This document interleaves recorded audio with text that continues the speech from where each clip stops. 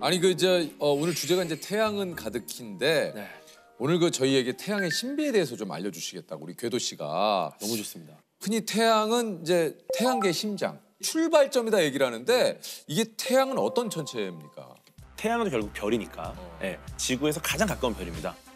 태양은 46억 살 정도라 사람으로 치면은 지금 딱 좋은 나이. 저희 정도. 46억 살이에요? 46억 살. 딱 좋아요. 한 120억 살 정도로 수명을 보고 있으니까.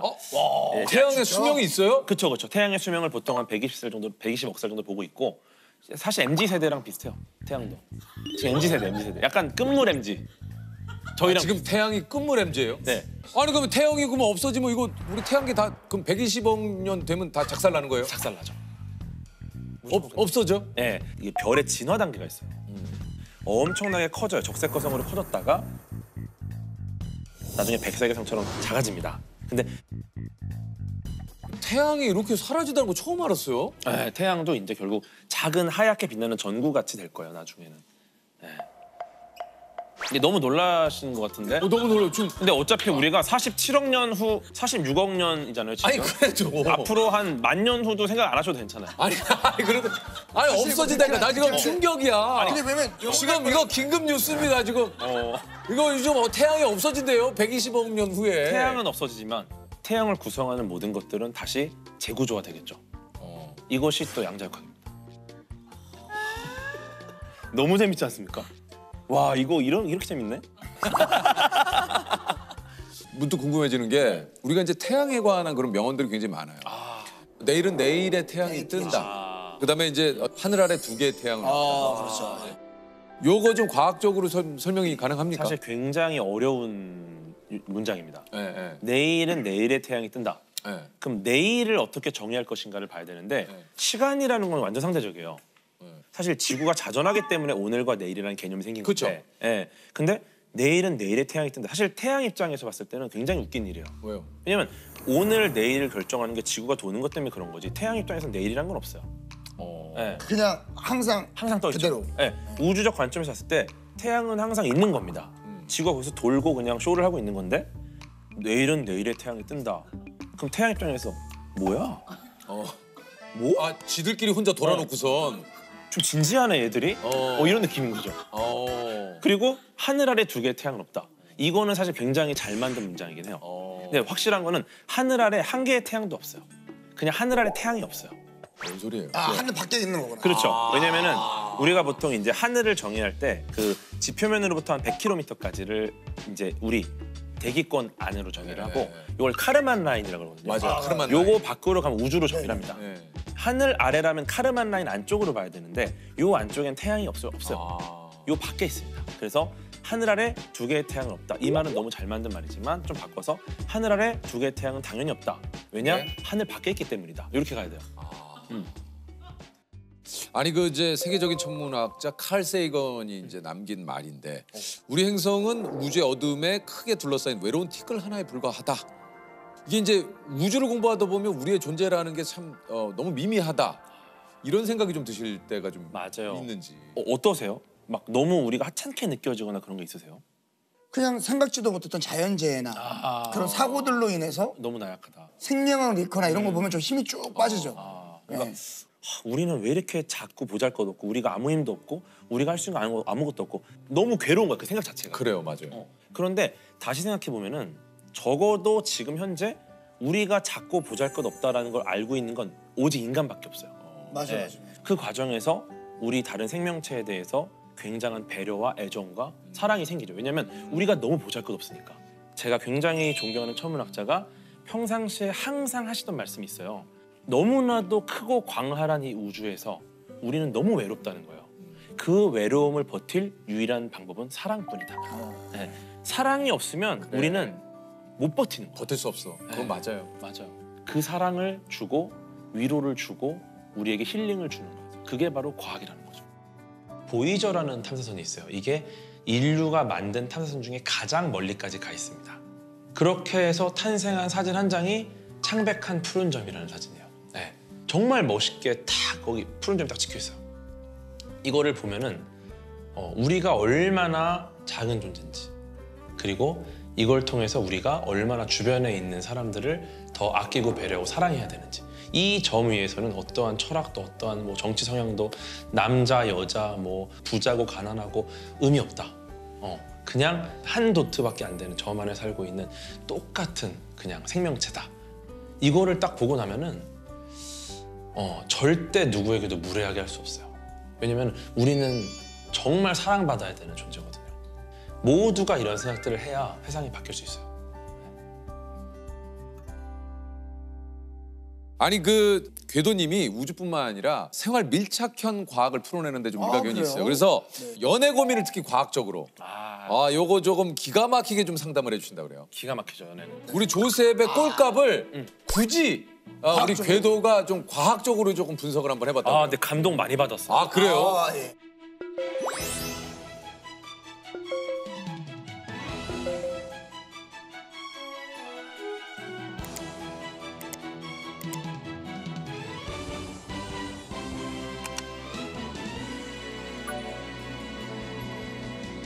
그대가 하늘에 떠 있는 해라면 밤이 오지 않았으면 좋겠어요. 그대가 하늘에 떠 있는 달이라면 아침이 오지 않았으면 좋겠어요. 와 이게 사실은 아마 우리 세호 형님께서 약간 그 사랑의 세레나데 느낌으로 쓰셨을 것 같잖아요. 네. 모든 분들이 그렇게 알고 계신데 이건 완전 과학시예요. 그래요? 네. 이거 모르셨을 수도 있어요. 네네네. 쓰셨지만. 쓴 사람이 네네. 모르는데 왜 이게 과학이라는 거예요? 그러니까 보세요. 하늘에 떠 있는 해, 요거는 아니라는 걸 아까 말씀드렸죠. 얘기했죠. 요 정도는 우리가 시적 허용으로 봐줍니다. 네. 네. 근데 밤이 오지 않았으면 좋겠어요. 또 아침이 오지 않았으면 좋겠어요. 여기에서 포인트가 뭐냐면은 사실 밤이 온다, 아침이 온다가 해와 달이랑은 무관합니다. 왜냐하면은 아침이 오고 밤이 온다라는 거는 해가 아니라 지구의 자전 때문에 벌어진 현상이에요. 그렇죠. 그쵸? 네네. 그럼 엄밀히 말하면은 밤이 오지 않았으면 좋겠다, 아침이 오지 않았으면 좋겠다. 이거는 자전이 멈춘 상황을 가정한 겁니다. 그렇죠? 이게 무슨 상황이냐면 지구의 자전이 멈추면 지금 관성 때문에 존재하는 모든 생명체는 다 튕겨져 나갈 겁니다. 죽죠. 다 사라지죠. 막 난리 떨어지잖아 나잖아. 지금. 저거보다 더 위험한 일이 일어나는 거야. 지구에 있는 모든 생명체가 거의 사라질 것 같은 상황이에요. 그 상황에서 다시 앞으로 돌아가. 숨이 싼 거야. 그대가 하늘에 떠 있는 해, 그대가 하늘에 떠 있는 달이다. 내가 사랑하는 그대만 이 지구상에서 피신시킨 거죠. 네. 즉 이거는 아포칼립스 시대에 내가 사랑하는 오직 그녀만을 살리기 위해 그러니까 지 사랑을 위해서 다 죽이고. 야 이건 뭐 이게 기가 막힌 사랑의 세레나데네. Just for you네요. Just for 장난 you. 아니죠. 근데 문제는 야. 세호 형님도 갔어. 그렇지. 그래서 나는 죽어도 상관없어요. 나조차 죽어도 돼. 난 가도 돼요. 나도 가도 돼. 왜냐? 사랑하는 그녀만 살면 돼. 죽어도 그러니까 상관없어요. 자신의 생명을 바쳐 플러스 전 인류의 생명을 바쳐도 그녀를 살리고. 야 이분 아니 잘하시는 분이네. 세호죠. 네. 그러니까요. 그러니까 인류를 죽이고 너 하나 살렸다는 얘기네요. 그렇죠. 대박이네. 야 이거 하나만 더 할까요? 예, 좋아요. 자, 미안하지만 네가 혼자 해결하지 못한 일들이 있었으면 좋겠어. 그러면 내 생각 조금은 하지 않을까? 야, 이게 나오나요? 이게 좀 빈축을 가장 많이 샀어요. 와, 이거는 이거 비추 많이 빈축 많이 샀어요. 이거를 왜 빈축 샀죠? 그냥 꼴보기 싫으니까. 이거를 이해 못하는 분들이 야 이거 그래요? 그러니까 저를 부르셨어요. 야 이거 한번 풀어볼까요? 이게 단순히 생각하면 일상 용어들만 있기 때문에 몰라요. 전혀 모르겠어요. 이게 사실 굉장히 수학적인 시입니다. 네, 해결하지 못한 일들이 있었으면 좋겠어요. 네. 사실은 일반적으로 그렇지 않잖아요. 해결하지 못한 걸 좋아합니까? 해결한 걸 좋아합니까? 뭐 내 입장에서는 해결한 게 좋죠. 그렇죠. 그렇지 않은 집단이 있어요. 수학자. 네, 예전에 페르마의 마지막 정리라는 난제가 있어요. 들어봤어요. 네.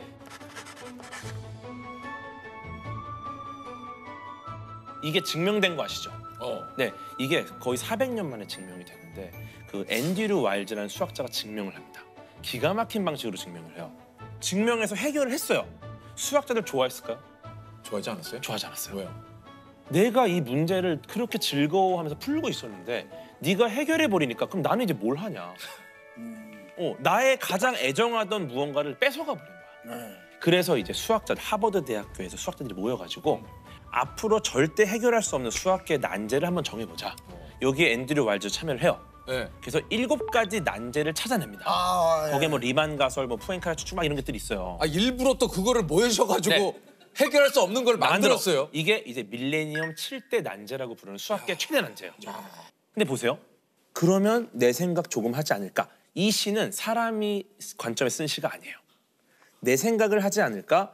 난제의 관점입니다. 네, 보세요. 난제의 관점입니다. 네, 보세요. 이 시 쓰신 분은 무슨 소리가? 그렇죠. 아니 궤도 씨 맞지 않습니까? 시를 쓰신 분. 근데 왜냐면 진짜 명작은요. 내가 그걸 어떻게 만들었는지도 몰라. 이런 느낌인 거죠. 그러니까 아 이거 그냥 SNS에 관심 받으려고. 아니. 아니 좋아해. 기도 씨, 아니 괴롭니다. 이거를 왜 썼냐면 네. 제가 생각하는 사랑은 난제라고 생각을 했거든. 사랑은 난제. 사랑은 풀지 못한 숙제. 후가 영감을 받았다니까요. 근데 보세요. 이걸 난제 입장에서 보면 내가 난제야. 내가 리만 가설이야. 미안하지만 수학자들 너네가 혼자 해결하지 못할 수 있으면 좋겠다. 왜냐? 그러면 니들이 리만 가설 생각을 좀 하지 않을까? 근데 많은 시청자분들이 궤도님 보고 진짜 꼴값 때문에 말고 할 것 같은데. 꼴값 떨죠? 네. 이제 악플 달려고 궤도를 검색합니다. 거기서 이제 야, 과학을 그래. 만나. 맞아요. 경이로울 보고 네. 와 과학 이렇게 재밌었어? 야, 근데 이야기를 너무 재밌게 잘 그러니까. 풀어주시니까 글 쓴 사람도 기분이 좋다. 아니 이게 궤도님이 이제 이말년 씨와 과학 콘텐츠를 만들어서 많은 분들을 좀 킹받게 했다고 하는데 제목만 들어도 상당히 킹받게 만드는 도대체 이런 걸 왜 분석을 하시는 건가요? 그냥 그 사람들이 과학을 좋아하게 만들려는 방식이죠. 네, 왜냐면은 예를 들어 그냥 작용과 반작용이라는 뉴턴의 운동 법칙이 있다. 근데 이 재미없잖아요. 근데 김치 싸대기를 때릴 때 있잖아요. 그럼 김치 싸대기를 딱 때립니다. 그럼 이때 사람들은 모두가 김치 싸대기를 맞은 사람을 애처롭게 봐요. 하지만 김치도 맞았어. 그러니까 제 입장에서는 김치도 애처롭게 봐야 되는 거야. 때리는 순간 볼도 김치에 맞았지만 김치도 볼에 맞은 겁니다. 그러니까 둘 다 작용 반작용. 이런 얘기를 하는 거예요. 그런 얘기를 하면 댓글들이 어떻게 달려요?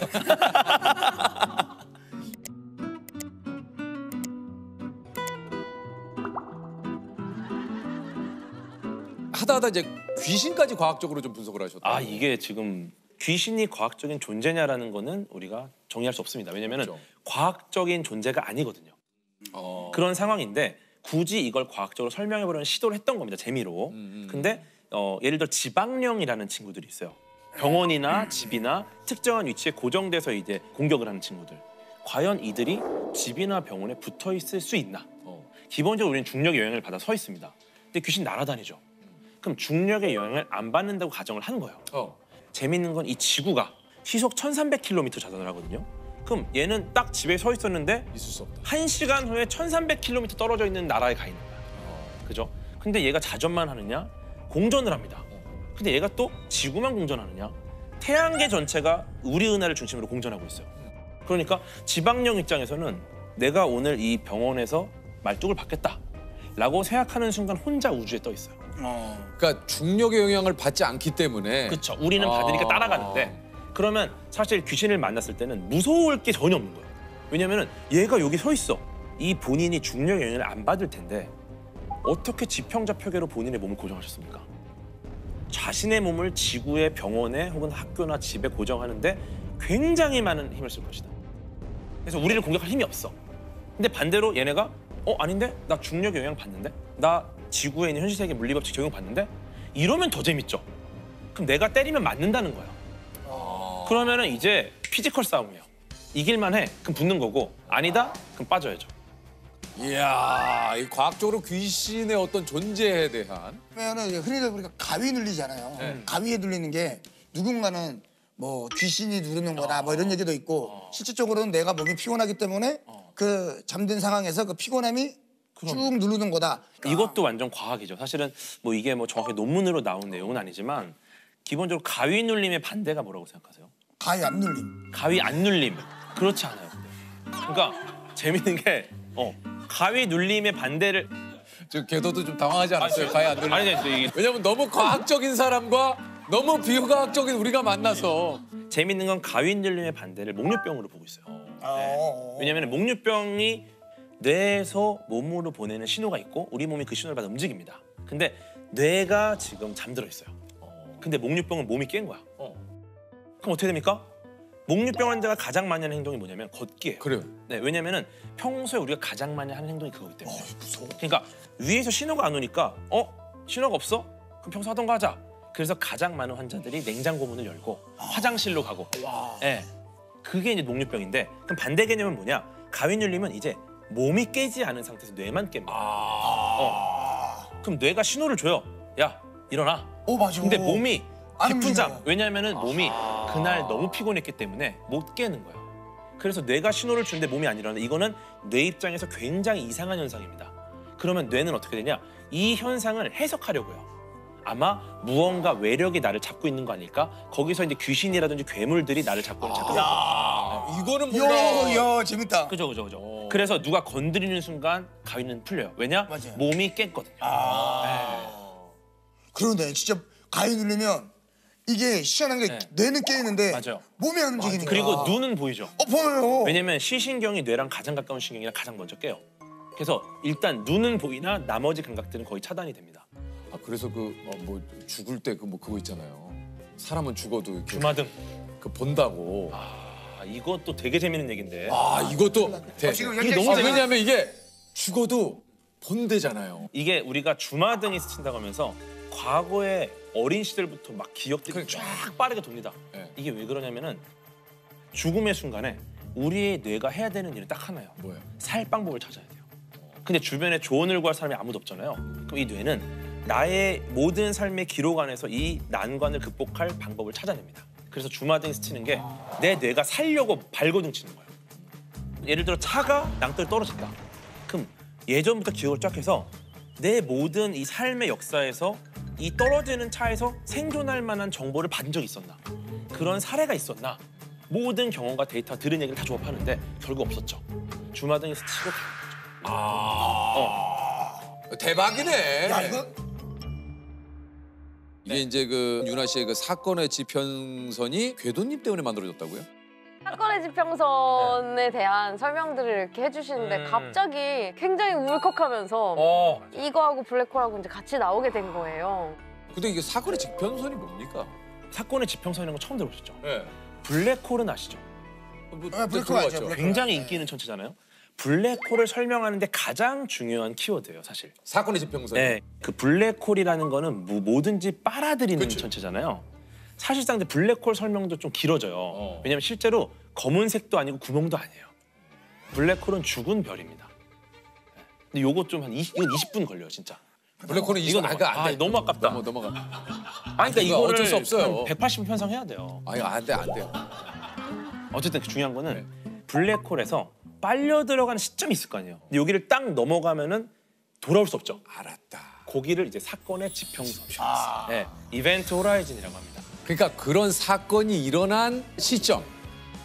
이 사건의 지평선 넘어가면 블랙홀에서 빨려 들어간 후에 두 세계는 완전히 분리돼서 어떤 사건도 서로 상호작용할 수 없어요.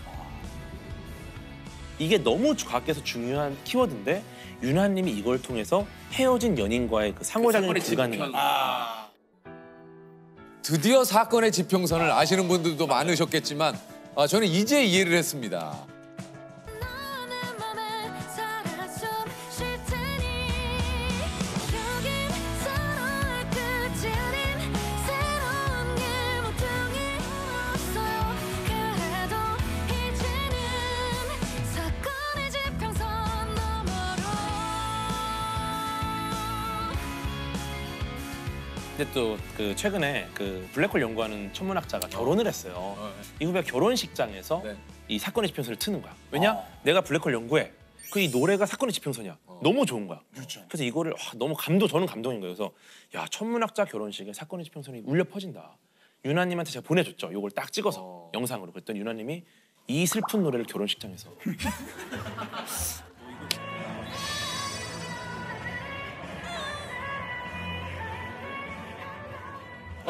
우리 사실 내용으로 보자면은 이건 노래 내용으로 이제 슬픈 헤어짐. 굉장히 슬픈 헤어짐의 노래인데 과학자들이 모여 계실 곳에서는 내가 연구하던 이 관련된 이 단어가 노래로 만들어지다니. 얼마나 감동적이야. 아유. 야. 되게 잘생겨졌네. 아 왜 오랜만에 그러지? 봤습니다. 사진 했어요? 아니 진짜. 아니 예전에 볼 때보다 왜 이렇게 아니 연예인처럼 변했는데? 네. 화장은 연예인처럼 해줘가지고. 아니 나 좀 실망하려고 그러는지. 왜요? 잘생기면 안 돼요? 아니 지금 뭐 이렇게 얼굴도 깔끔해지고. 너무 오랜만에. 네. 약간 이렇게 기분 탓인가? 이렇게 핸섬해졌지? 자 소개해드리겠습니다. 2022년 새 현상금 1,000만 원을 걸고 금연 레이스에 뛰어든 웹툰 작가 이말년 씨입니다. 안녕하세요.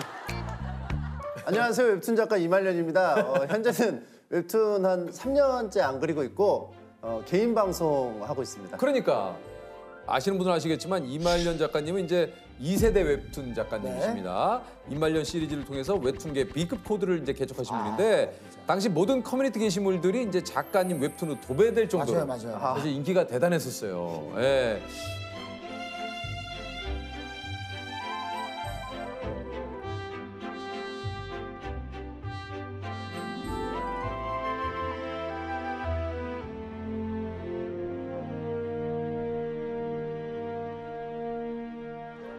아니 근데 이제 세대면은 뭐 다들 금연이나 운동, 뭐 공부, 뭐 여러 가지 계획들을 좀 세우시는데 금연 선언. 근데 이게 1,000만 원을 걸어 놓으셨어요? 사실은 뭐 금연을 막 적극적으로 하고 싶은 건 아니었는데 네, 근데요. 제가 이제 그 유튜브에서 2022년에 뭐 새로운 걸 한다고 이제 좀 발표를 해야 되는 순간이 있어요. 그렇죠. 연말에 네네네. 매년 있었는데 할 게 없는 거예요.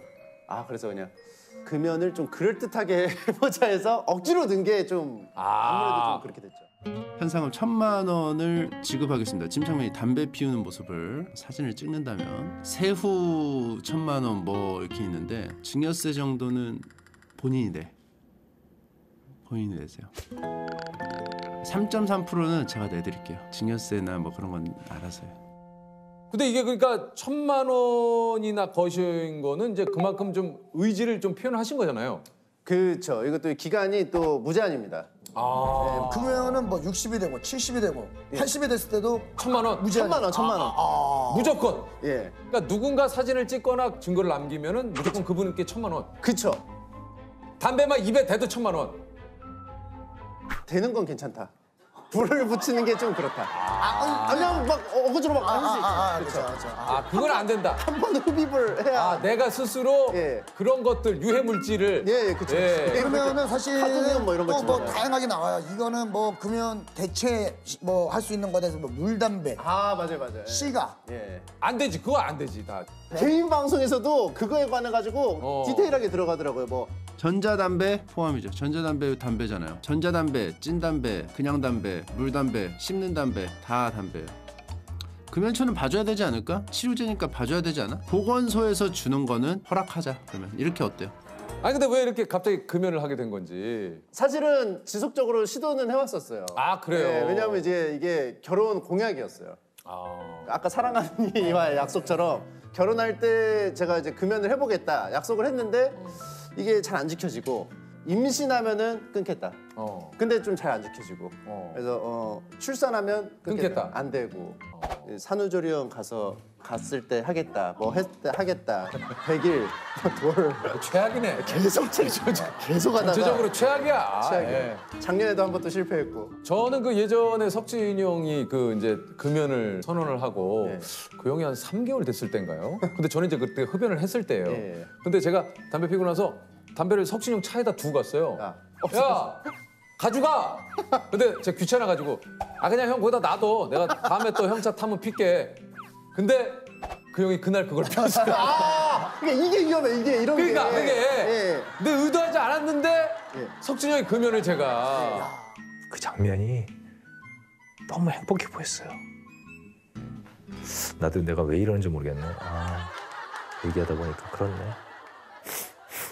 11년을 실패했는데 금연을 세상에서 가장 쉬운 도전이라고 생각한다고요? 예, 이거는 제가 이제 오늘 곰곰이 생각해 보니까 아니 어떤 도전은 뭔가 이게 좀 연습을 해야 되고 뭐 무한도전 같은 것도 막 뭐 네. 봅슬레이라든지 뭐 계속 시간을 하죠. 내서 뭐 훈련을 해야 하잖아요. 연습을 하고 뭐. 근데 이거는 가만히만 있어도 그 도전이 계속 성공적으로 이어지는 거더라고요.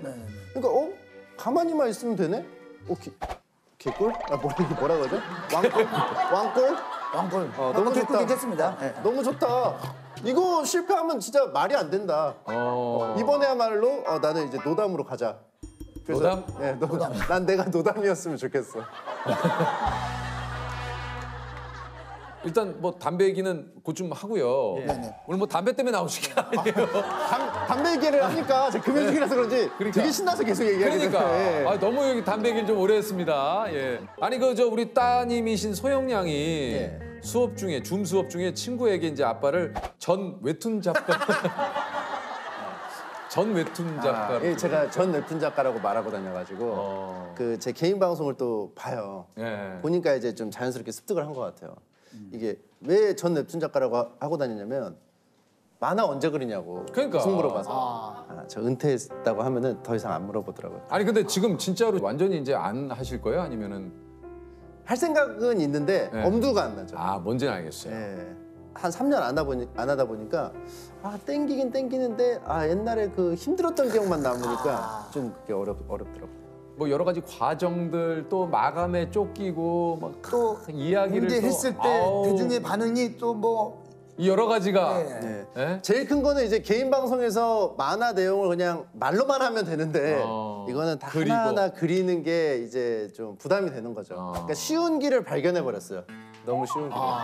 그냥 인터넷 솔직하다 방송 솔직해. 켜서 채팅창 네. 보면서 즉각적인 다이렉트한 그 리액션 받으면서 뭐 이것도 사실 쉬운 일은 아니지만 웹툰에 비해서는 개꿀. 저에 한해서 개꿀. 아, 개꿀. 예, 아, 이게 나에 그냥 한해서는. 제가 포지셔닝이 되게 독특하게 잡혀가지고 그래요. 뭐 오해 없으시길 바랍니다. 예. 이거는 이제 나에 한해서는 지금 개꿀. 그쵸. 그러니까 웹툰과 비교했을 때는. 그쵸. 예. 아니 그 저기 이게 이제 8년 전에 게임을 재밌게 할 방법이 없을까 하다가 생방을 켜고 게임을 한 게 이제 그 이 인터넷 방송의 시작이었다고. 맞아요. 예. 예. 그때 당시 이제 하스스톤이라고 카드 게임이 있었는데 그게 너무 오래 하니까 질리더라고요. 그러면 이제 안 하면 되는데 어떻게 하면 좀 더 재밌게 할 수 있을까? 게임 중독이니까. 사람들하고 얘기하면서 하면 재밌겠다. 왜냐면 그때 당시에 게임 방송 다른 사람들이 그렇게 했거든요. 그래서 저도 이제 키고 하게 된 거죠. 그게 이제 시작이었군요. 그쵸. 예. 그러니까 주로 이제 뭐 방송을 좀 하고 있는데 어떤 방송을 하세요? 뭐 토론도 많이 하시던데요, 주호민 씨. 주은미 씨랑 뭐 심펄 토론. 그거 인기가 많았고 단팥 호빵 대 야채 호빵 무엇이 진리인가입니다. 복숭아 딱딱한 게 더 맛있나 물렁한 게 더 맛있나입니다. 오늘 검색한 거거든요. 예. 물렁이가 100원 더 비싸요. 그 말인지 그 말은 무엇이냐? 예. 여기는 자본주의 국가죠. 예. 비싼 것이 더 맛있어요. 삼국지 얘기도 하시잖아요, 삼국지. 삼국지 같은 거 이제 그런 기획도 있어요. 이렇게 준비해서 하는 것들. 이제 이 유비 얘기를 하기 이전에 삼국 시대에 대해서 좀 알려드려야 될 것 같아요. 어렵나요? 여기까지도 어렵나? 어려워요. 여기도 어려워. 자, 더 쉽게. 요즘에는 이제 토크. 어떤 토크예요? 이게 말씀드리기가 좀 어려워요. 왜냐하면은 결국 아무 얘기나 하는 거예요. 그냥 두서없이. 그러니까 그냥 제가 살짝 보니까 그냥 본인 얘기 그냥 그러니까 쏟아내더라고요. 준비되고 키는 게 아니고 키고 일단 얘기를 하는군요. 그죠? 여러분들과의 약속을 지키려면은 그 택시를 타야 되는 게 맞지만 택시는 기업 총수들이나 타는 거 아닙니까? 아니 근데 좀 그 요즘 그럼 하루 일과가 좀 어떻게 되세요? 11시에 늦지막하게 일어납니다. 아침 11시에. 무지막하게. 11시에 일어나서 11시에 이제 모르죠. 또 아침 7시에 잘 수도 있는 거니까. 몇 시에 자요 보통? 한 2시에는 잡니다. 그럼 9시 봐. 그렇게 오래 자? 체력이 없으니까. 좀 오래 자둬야 돼요. 운동은 안 하니까 체력이 없어서 오래 자요. 일단 9시간. 그리고요. 일어나서 그럼 뭐예요? 11시쯤에 한 30분간 누워있어요, 계속. 일어나기 싫어서. 누워있고, 씻고 어쩌고 저쩌고 해서 12시에 이제 그 제 방송하는 스튜디오로 갑니다. 그럼 이제 오늘 뭐뭐 할지 좀 대충 얘기하고 1시에 방송을 켭니다. 오후 1시에. 그러면 굉장히 방송을 빨리 시작하네요. 11시에 일어났으면? 그쵸. 네. 그러니까 사생활이 거의 없죠. 네. 자느라 다 써가지고 사생활. 1시에 키고 한 6시, 7시까지는 계속 하는 것 같아요, 방송을. 와, 생방으로 그냥? 예. 와. 아니 생방으로 6시간을 해요? 근데 이렇게 알차게 하는 게 아니에요. 그건 뭐예요? 대화하듯이 하다가 화장실 좀 갔다 올게요. 그럼 화장실 가서 한 5분 비우고 5분 비우고 뭐 할지를 여러분들이 좀 회의를 좀 하시면 좋겠습니다. 감사합니다. 게임 한 2시간 말없이 하다가 주제가 나오면 그거에 대해서 또 막 얘기를 하다가 그냥 실없이 얘기하다가 뭐 그러다 보면 또 7시가 돼요. 이게 지금 유튜브 구독자 수가 135만 명. 아니 근데 이게 좀 웹툰 그릴 때하고 지금 이게 방송하시는 그 수입을 봤을 때는 어떤 게 더?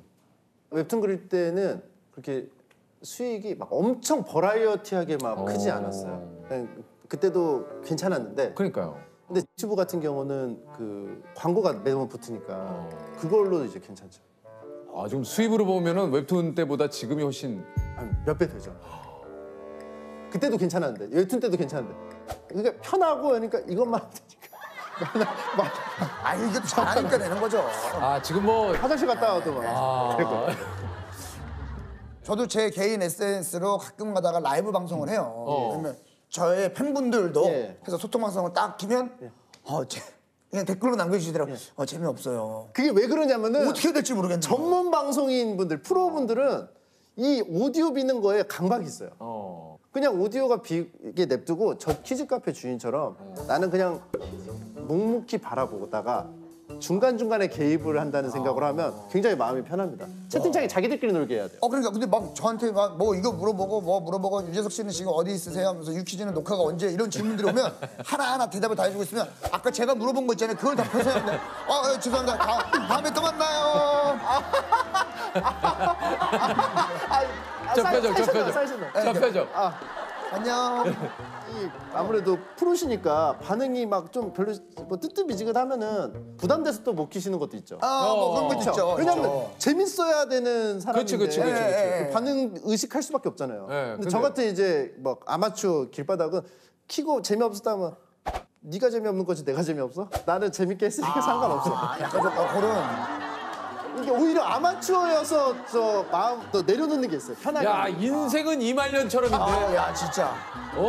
잠깐 뭐 빵 좀 사올게 해서 10몇 분 비울 때가 있으면 제 동영상 틀어놓고 가는 경우도 있어요. 한 10분, 15분. 왜냐면 편의점 가려면 좀 걸리니까 한 10분, 15분 갔다 오면은 왜 이렇게 빨리 왔냐 그래요. 왜냐면 자기들끼리 얘기하느라 이게 놀 수 있는 환경을 만들면 첫째, 둘째가 알아서 놀아요. 첫째, 둘째가. 부모가 놀아줄 필요가 없어요. 첫째, 둘째가 놀게 그 시스템을. 방송은 이말년처럼.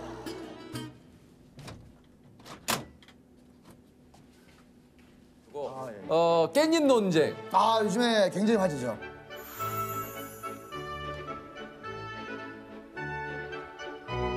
그러니까 내 친구랑 내 애인과 셋이 밥을 먹는데 내 친구가 깻잎을 못 떼고 낑낑거리고 있을 때 내 애인이 친구의 깻잎 떼는 걸 도와줘도 상관없다. 아니다. 그건 기분 나쁘다. 저는 뭐 상관없을 것 같은데. 근데 나는 내 여자친구가 그러면 오히려 되게 고마울 것 같아요. 챙겨준다. 내 친구를 이렇게 따뜻하게. 뭐 두 분의 입장이 그럴 수 있겠지만 저는 살짝 약간의 보수적인 입장에선 굳이 그거를 왜 제가 내 친구랑 같이 나왔는데 내 친구가 깻잎을 이렇게 하고 있는데 그걸 내 여자친구가 이렇게 해서 벗겨준다는 거는 깻잎을 아니 그러니까 벗겨줬다기보다 잠깐 잡아준 거지. 잠깐 잡아주더라도 잡아준 거야. 그 얘기는 뭐겠어요. 그 전에도 계속 내 친구가 꼼지락꼼지락 거리는 걸 목격하고 있었다는 거 아니겠어요? 그건 너무 지나치지. 눈앞에서 벌어진 일을. 근데 사실 이 깻잎이라고 하는 거는 굉장히 그 고귀한 행동이에요. 우리 어린 시절에 깻잎을 엄마가 벗겨주잖아요. 엄마가 밥 먹을 때. 그죠, 알죠. 이거 엄청난 정성을. 그쵸. 그런 퀘스트가 있어요. 예를 들어서 예를 들면은 그리고 내 친구도 문제인 거잖아요. 여자친구가 해줄 때 아니에요라든가 해야 되는데 그걸 뭘 아니오라 그래. 가만히 앉아서 아니 뭐 깻잎 잡아줄 수 있지. 그거는 암묵적으로 저한테 선전포고를 하는 게 아닐까. 뭐 제가 치사할 수도 있겠지만 저도 깻잎을 먹고 싶었지만 안 먹었을 수가 있잖아요. 그쵸. 근데 그러면 그거를 봤을 때는 나를 먼저 한 장 주고 그다음에 한 장을 줬으면 그나마 좀 괜찮은데. 근데 깻잎 하나에 너무 복잡하다 과정이. 되게 디테일해요. 그럴 거면 깻잎 안 먹고 말지. 근데 맛있잖아. 그리고 내가 얘기했잖아. 본능적이라니까. 사람이 뭔가 깻잎을 들었을 때 한 장 딸려 올라간다. 긴급 상황이죠. 그냥 긴급 상황이지. 지금 그거 바로 근데 잡아줘야지. 시간이 아, 2개 싸면 짠데? 아니 그렇긴 한데 굳이 그 깻잎을 먹어야 됩니까? 평소에 아무 때나 먹을 수 있는 깻잎을 아니 그럴 거면 셋이 밥 먹자는 말을 하지 말아야지. 아, 근데 셋이 내 밥을 얘기는- 먹자고 한다라는 거는 어느 정도 암묵적으로 서로도 동의하에 네네네. 같이 뭔가 그런 자리를 친구한데요? 갖겠다는 거 아니에요? 아 그렇죠. 아 저도 이제 그 그럼. 부분은 이해를 하는데 깍두기나 뭐 잠깐만 다른 얘는 빠지고 우리끼리 그러니까 아니, 저는 심판 같아요. 이게 놀이터네. 예. 그나마 좀 괜찮아. 야 근데 깻잎 하나에 너무 퀴즈처럼 나는 그냥 묵묵히 바라보다가 중간중간에 개입을 한다는 생각으로 하면 굉장히 마음이 편합니다. 채팅창에 자기들끼리 알지. 셋이 밥을 먹자고 한다라는 거는 어느 정도 암묵적으로 서로도 동의하에 그럼 이건 어때요? 어떤 깻잎을 띄려고 하면 막 이렇게 아둥바둥 할 거 아니에요. 어. 그럼 제가 잡으면 여자친구도 한번 잡아줘요. 두 명이 잡아줘요. 이거는 두 명이 잡고 한 명이 복잡해. 그럴 그러니까 거면 누군가 깻잎 잡으면 다 잡아. 그럴 거면 싸우지 먹지 말고. 아니면 그럴 건 먹지 마. 아니면 아예 깻잎이 나왔을 때 처음부터 이게 문제가 될 수 있으니 다 같이 함실에서 다 떼어놓고 식사를 아니야. 그럴 거면 피의자가 한 장 한 장 분배를 나눠. 해요. 예. 한 장 한 장 나눠. 배 돌려. 아, 근데 진짜 몰입하셔가지고 이거 근데- 논지가 되게 오래됐어요. 아니 이거 사실 없어도 저는 뭐 그냥 뭐 봐봐요. 별게 없어요. 없어요. 예. 근데 이런 거는 어떻게 생각하세요? 친구분이 왔어요. 여자친구의 친구분이 왔어요. 이런 건 어떻게 생각하세요? 우리가 아직 할 것도 많이 남았는데 아니, 계속해서 이렇게 지금 들으셔야 돼요. 예. 그거는 어떻게 생각하세요? 네. 축사 때 서로가 제 일을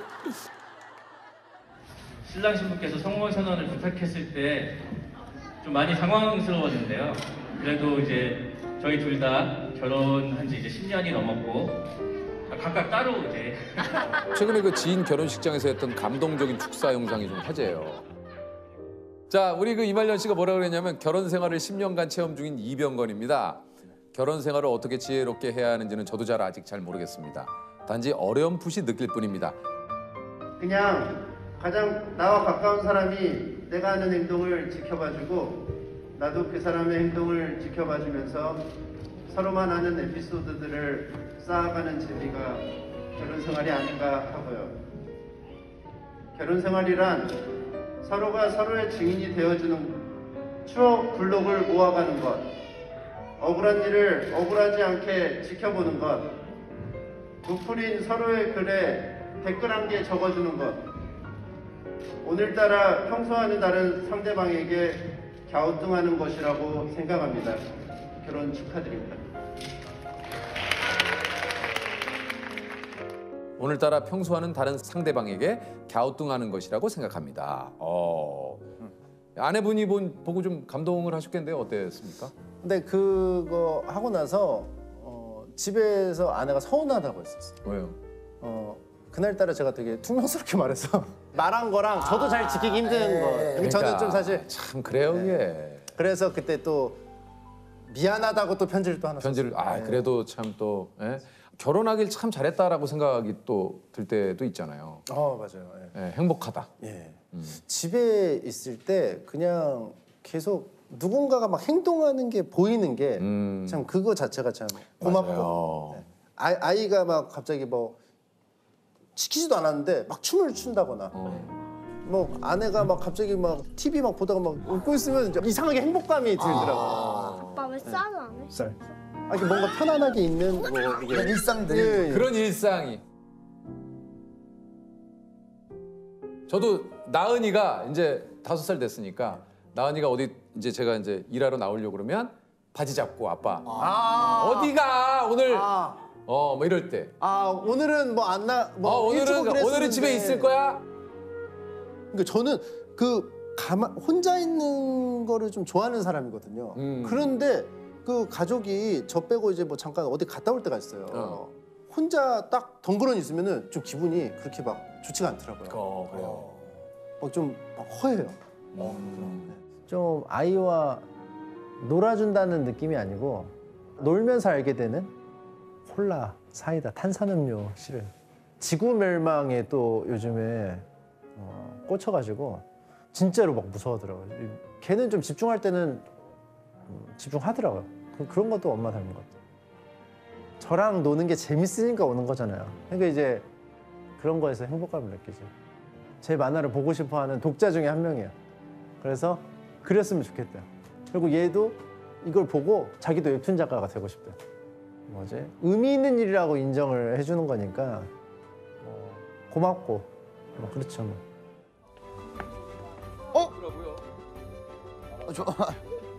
아 정말 아유 우리 야 이게 수상을 축하드립니다. 축하드립니다. 축하드립니다. 예, 아유 이거 또 축하합니다. 아 이거 참 축하드립니다. 아 축하드립니다 우리 정민 씨. 아 앉으세요. 네. 오늘 제 앞에 먼저 타고 오셨던데. 예. 앞 차량 맞죠? 예. 이쁘더라고 색깔이.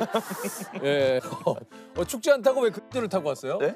아 축제 차량을 제가 멀미가 심해가지고 축제 높은 차 조금 약간 멀미나. 직접 운전을 하고 오신 건가요? 아니요. 옆에 타고. 옆에. 조수석이요, 조수석. 뒷자리에서 저 스타일리스트 분 내리시더라고요. 자, 일단 저 소개를 드리겠습니다. 장르 불문, 독보적인 연기력으로 충무로 캐스팅 영순위가 된 재능과 노력 모두를 겸비한 배우죠. 우리 박정민 씨입니다. 반갑습니다. 다만악에서 구하소서의 박정민님. 모두 정말 감사드리고요.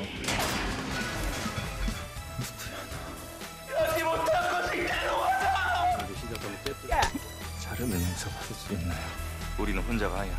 6개월간 매일 5시간씩 피나는 연습 끝에 차이코프스키 피아노 협주곡을 완벽히 칠 만큼 발전했습니다.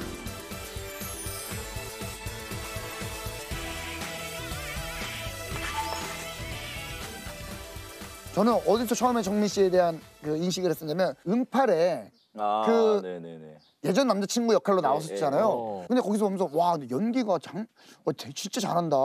아주 남자친구 술 챘다고 집으로 쌩 가버리지를 않나. 손 한번 잡으려 치면 아주 사람을 벌레치고 이거 봐 이거 아주 이거. 너 뭐 감정이라는 게 있냐? 있어? 난 아주 너처럼 차갑고 인정머리 없는 기집애 아주 처음 봐. 되게 힐링 드라마잖아요. 나쁜 사람이 안 나오는 드라마인데 그 역할이 아마 응답하라 시리즈 전체에서 가장 나쁜 놈 중에 한 명이었어요. 맞아요. 욕 많이 먹었습니다. 근데 그만큼 저는 너무 세게 다가온 거예요. 야, 누구지 이 사람이? 응팔 나쁜 사람도 쳐보고 뭐 전 남친 뭐 쳐보고 막.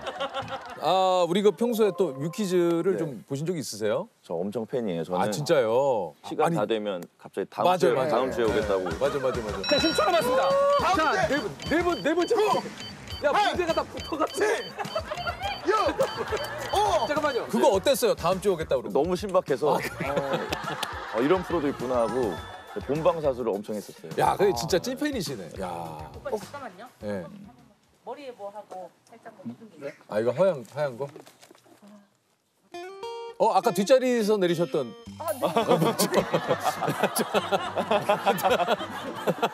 맞죠? 예, 아까 그 뒷자리에서 내리셨죠? 예.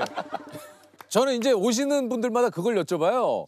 유퀴즈에 오시게 된 게 이게 이제 본인 의사냐, 아니면 주변 추천이냐. 그러니까 영화 홍보 때문에 뭐 이렇게 저렇게 상의하다가 제가 이제 평소에 유퀴즈를 너무 좋아하니까 저 유퀴즈 나가고 싶다고 말씀드려요.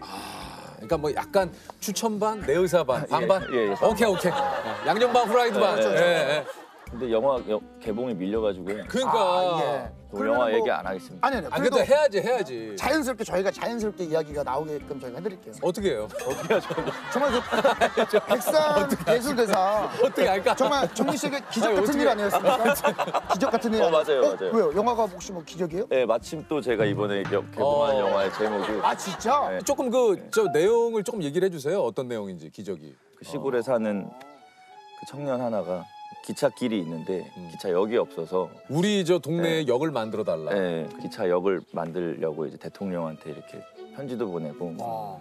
근데 또 개봉이 언제일지 모르는데. 그래가지고요. 근데 또 이것도 우리가 당황할 필요가 없는 게 우리 그런 예가 또 있어요. 공유 씨가 또 서복이 그렇게 또 저 밀려가지고 개봉이. 그러면은 개봉할 때쯤 우리한테 한번 연락을 주세요. 그래요? 해드릴게요. 알겠습니다. 그 정도는 저희가 서비스 해드릴 수 있어요. 왜냐면 우리는 또 우리 그 자객님들께서 그럼요. 그런 거 다 이해해 주세요. 그러시구나. 그럼 요즘 어떻게 지내고 있었어요, 정민 씨? 요즘이요? 네. 요즘 여기 무슨 정글에서 지금 저기 그 뭔 새소리인지 모르겠는데 그 정글에서 나는 새 아니에요, 저거? 무슨 지금 영화 촬영 현장에 정민 씨가 무슨 정글에서 뭐 일어나는 일을 찍는데 우리가 거기 와서 지금 판을 깔고 지금 토크하는 것 같아요. 최근에는 뭐 이렇게 단편 영화 연출하는 게 하나 있어가지고 그거 하면서 지냈습니다. 아 단편 영화. 그러니까 지금 댁에 계시는 거죠? 지금? 네. 운동 열심히 하고. 네. 운동하고. 식사는 하실 거 아니에요? 아예 밥 먹고요. 어떤 뭐? 곤드레 닭가슴살 볶음.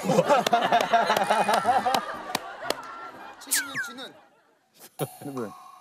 우리 저 뭐 계속 새를 오디오 감독님이 너무 그러니까 나무를 주제니까. 야 이젠 다람쥐가 이 청설모 아니야? 오. 야 이건 뭐 여기 진짜 여기 서울 정글이야? 아닌가요? 동물의 왕국이네. 아니 청설모가 야 그래 맞아. 정민 씨가 또 그 이광수 씨하고 또 좀 친한 친분이 있잖아요. 그래서 광수 씨한테 얘기 들었는데 진짜 또 수재 출신이에요 수재. 아 맞아요. 저도 얘기 들었어요. 예. 중학교 때 전교권이었다고. 네 중학교 때까지는. 아니 그리고 그 학교도 그 고등학교도 되게 그 유명한 고등학교 기숙학교 아니에요? 네 맞아요. 그죠 거기 시험 봐서 들어가야 되는. 저 때는 내신으로만 들어갔었죠. 그러니까 내신이 거의 뭐 그게 성적이 있어야 거기 들어가는 거 아니에요? 아 근데 어렸을 때부터 공부를 좀 잘했구나. 못하면 엄마가 많이 혼냈어요. 아 그래요? 네 그래서 엄마한테 안 혼나고 싶어가지고. 대학은 그러면 과가 어떻게 되십니까?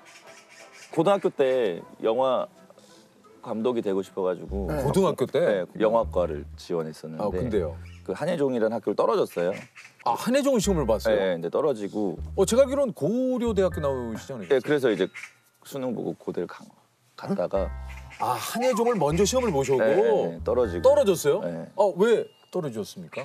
자기소개서 이런 걸 써가야 되는데 자기소개서는 나를 소개하는 글인데 그렇죠 그렇죠.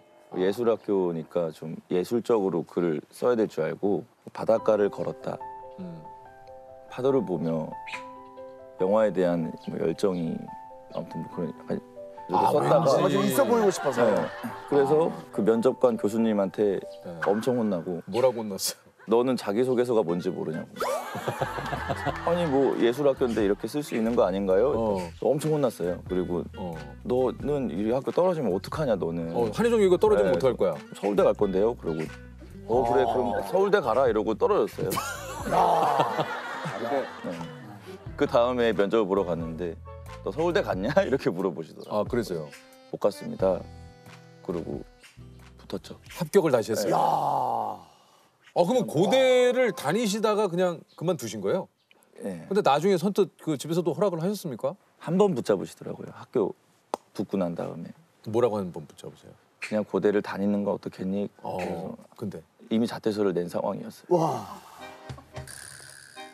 야 나도 고대 자퇴서 한번 내보고 싶다. 근데 이게 사실은 박정민 씨는 어떻게 보면 내가 하고 싶은 거를 진짜 한 거잖아요. 이 결정을 한 거에 대해서 단 한 번도 후회를 해본 적은 없으세요? 후회는 자주 했죠. 아 그래요? 그래서 고려대를 다시 들어갈까 하고 입학 거기다 전화해 본 적도 있었어요. 진짜. 그래? 이제 좀 마음이 좀 차분해진다. 그러니까 제가 좀 재능이 없구나라는 거를 좀 알고 나서 전에 학교로 가볼까 뭐 이랬었죠. 제가 그 한예종에 몇 번 촬영하러 간 적이 있는데 왜 그런지 알 것 같아요. 야, 끼들이 어떻게 이런 분들이 있지? 어린 마음에 그런 약간 좀 튀는 사람들 보면은 저는 사실 그냥 평범하게 자라서 그냥 공부 열심히 하다가 대학 온 사람인데 그런 사람들을 내가 뛰어넘을 수 없겠다라는 약간 피해의식 같은 게 좀 있었어요. 뭔지 알겠어요. 근데 배우의 꿈을 중3 때 친구 아버지 별장에 놀러 갔을 때 꾸셨다고요? 네, 부자 친구가 있었어요. 아버지가 뭐 별장을 한다고 놀러 가자 그래서 놀러 갔는데 이제 별장이니까 저희들만 있는 줄 알았는데 근데요? 들어갔더니 술 취한 아저씨들이 계시는 거예요. 그 술 취한 아저씨들이 부르는 거예요. 니네 나오라고. 약간 짜증이 난 상태로 이제 그 또 아저씨들 사이사이에 앉으라는 거예요. 너무 열이 받아서. 아니 근데 그 아저씨들은 누군데 이렇게? 이렇게 앉아가지고 막 이러고 있는데 옆에 앉은 아저씨가 너 내가 누군지 아냐고 술 취해서 그러시는 거예요. 내가 아저씨 어떻게 아냐? 내가 영화 배우야 이러시는 거예요. 무슨 영화 배우냐 내가 한 번도 본 적이 없는데 이제 내가 영화에 나올 거라고. 무슨 영화냐 했더니 그 영화가 와이키키 브라더스라는 영화였어요. 거기에 박원상이라는 선배님 계시는데 그분이셨어요. 그분이 그 아저씨 가운데 한 분이셨어요? 그리고 그때 몰랐는데 거기에 뭐 그 극단 차이무라는 극단의 그 이제 단원분들이 다 계셨던 거였고. 근데 그렇게 하다가 그 아저씨들이랑 친하게 이제 한 3박 4일을 논 거예요. 근데 이제 뭐 그 사람들 배우라고 하지 이제 처음 이제 그런 사람들을 봤으니까 그게 너무 매력적이어서 나도 저런 사람들처럼 돼보고 싶다라는 생각을 그때부터 어렴풋이 하다가 고대 자퇴하고 한예종 들어가기 전에 한 6개월 정도 시간이 남아 있었는데 그때 제가 그냥 국내 여행을 다니다가 이렇게 집에 서울로 돌아오는 버스 안에서 갑자기 그 아저씨가 생각이 나는 거예요. 지금 내가 왜 학교 자퇴하고 영화 한다고 이러고 있지라고 거슬러 가 보니까 그 아저씨가 떠오르는 거예요. 그래서요. 이 아저씨 만나야 되겠다. 근데 어떻게 만나지? 그리고 막 버스에서 막 고민하고 남부터미널에서 내렸는데 안 믿으실지도 모르겠는데 너무 거짓말처럼 그분의 얼굴이 이렇게 박혀 있는 포스터가 전봇대에 딱 붙어 있는 거예요. 이게 뭐야 하고 봤더니 그 예술의 전당에서 차이무 극단 10주년 공연을 하고 있었고 그래서 여기다가 메일을 보내야 되겠다 해서 메일을 보냈더니 바로 답장이 온 거예요. 뭐라고요? 너 기억난다 한번 보자. 그래서 내일 대학로에 어디 오뎅집으로 와라. 이야. 그래서 이제 오뎅집에 갔더니 또 술에 취해 계시는 거예요. 그래요? 네, 다행히 이제 파하는 자리였고 그래서 너 나랑 갈 데가 있어 하더니 어디 딱 가셨는데 거기에 극단 이제 차이무 선배님들이 쫙 뭐 이성민 선배님도 계시고 문소리 선배님도 계시고 근데 그때 이제 박원상 문소리의 슬픈 연극이라는 2인극을 준비하고 계셨고 제가 연습실 좀 놀러 가보고 싶다. 내일 가도 되냐 해서 갔다가 내일도 하다가 약간 그 스텝이 된 거죠 그 극단에. 그럼 그때부터 거기에 좀 스텝에 일어나서 같이 그래서 함께 군대 하게 가기 됐고? 전까지 이제 거기에서 스텝 일을 제가 군대 갔다 와서도 계속 그러고 있다가 이제 연기과로 제가 전과를 하고 전과를 다시 하고.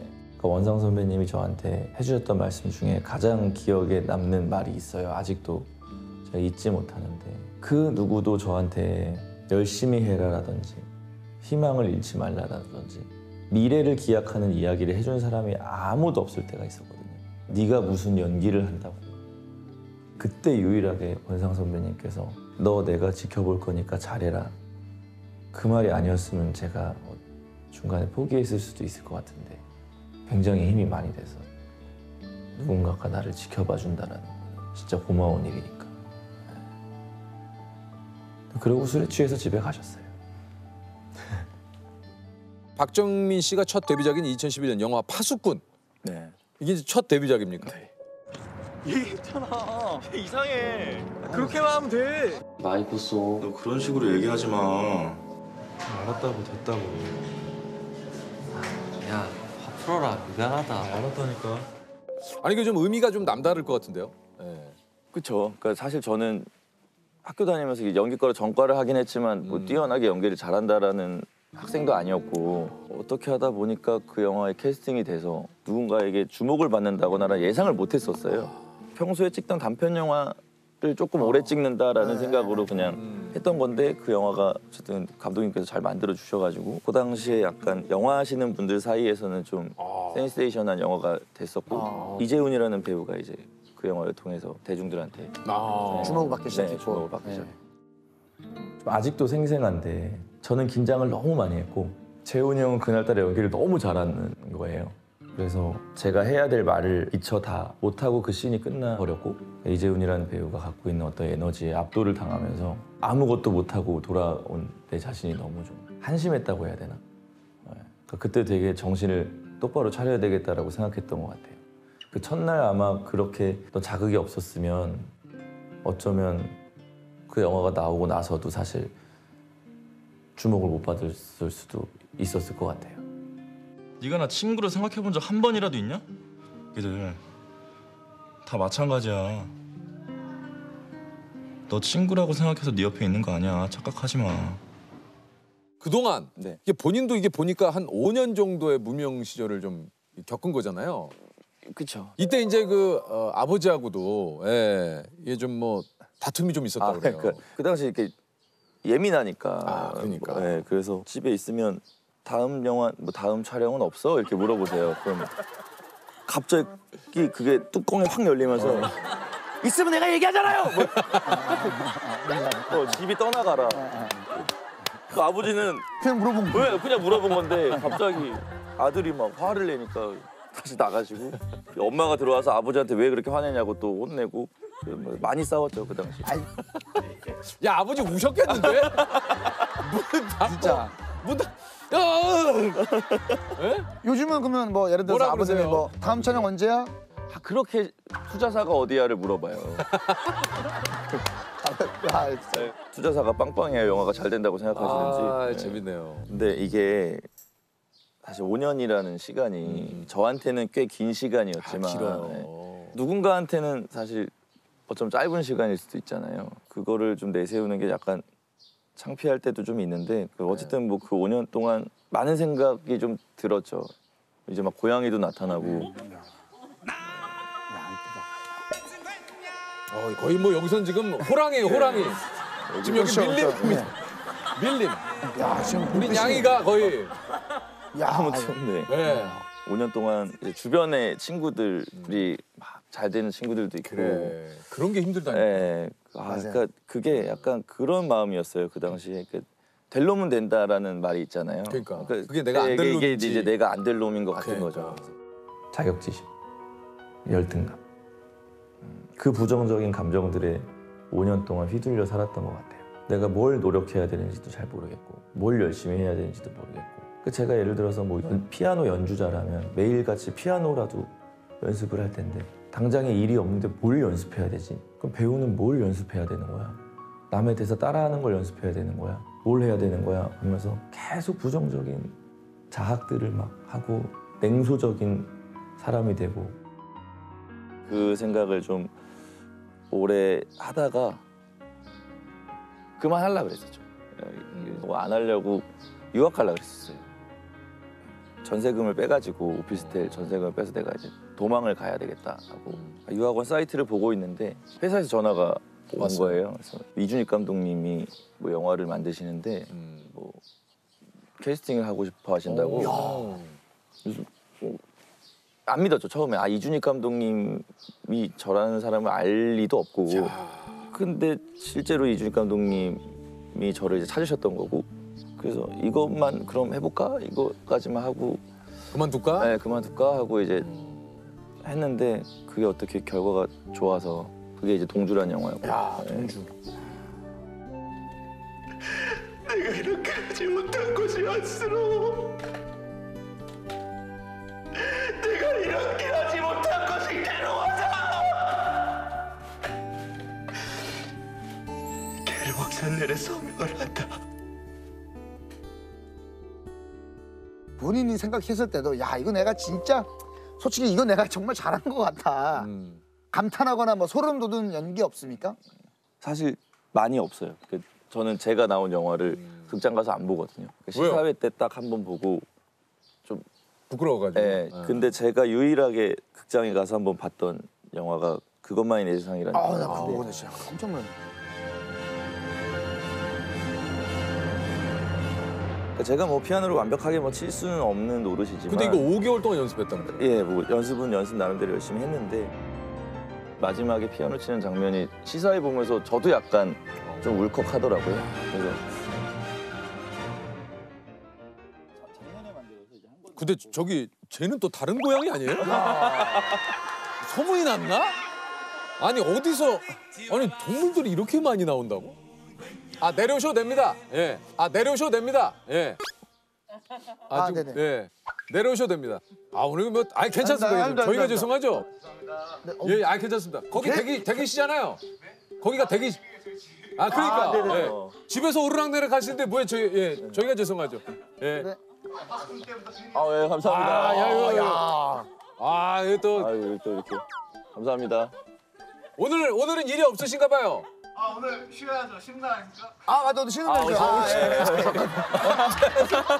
죄송합니다. 죄송합니다. 죄송합니다. 저희는 일을 하고 있어서 깜빡했네. 예, 성함이 어떻게 되세요? 승현 씨. 고맙습니다. 고맙습니다. 이게 우리가 몇 차례 그 실수한 그 하나 이거 좀 나오겠는데요. 조셉도 고시원 가서 그 얘기한 거 있고 고시촌에 가가지고 왜 출근들 안 하시고? 안녕하세요. 출근 안 하세요? 공부하세요? 죄송합니다. 죄송합니다. 자, 저도 모르게. 자기야 일로 와봐. 아 조시촌이라고 얘기를 했는데 출근 안 하세요, 그러니. 무슨 말이냐고. 저도 모르게. 아니 조시촌에서 출근 안 하세요, 오늘 지금. 아니 죄송합니다, 저희가. 예. 아 오늘 또 정민 씨하고 또 오늘 뭐 재밌었어요. 오늘 뭐 정민 씨도 재밌었지만 동물 가족들과 우리 또 승현 씨까지 마지막에. 양승현